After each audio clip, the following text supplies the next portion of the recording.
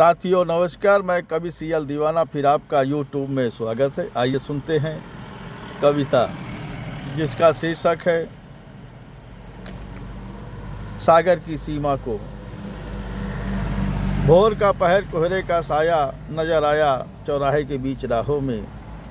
भोर का पहर कोहरे का साया नजर आया चौराहे के बीच राहों में। मैं सुबह सुबह घर से निकल पड़ा राहों में। मैं सुबह सुबह घर से निकल पड़ा राहों में। खंभों की रोशनी चिमनी से जल रही थी राहों में। खंभों की रोशनी चिमनी सी जल रही थी राहों में। कारों की लाइट जलती बुझती रही राहों में। कारों की लाइट जलती बुझती रही राहों में।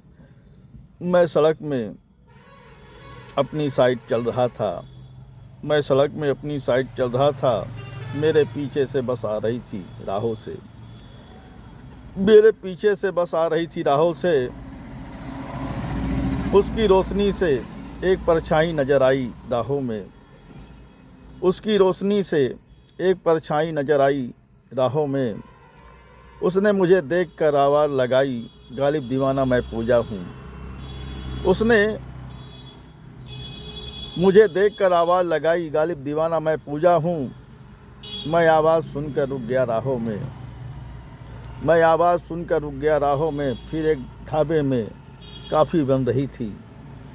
फिर एक ढाबे में काफ़ी बन रही थी जहाँ पे हम दोनों बैठ गए। हम दोनों काफ़ी पी रहे थे राहों में। हम दोनों काफ़ी पी रहे थे राहों में।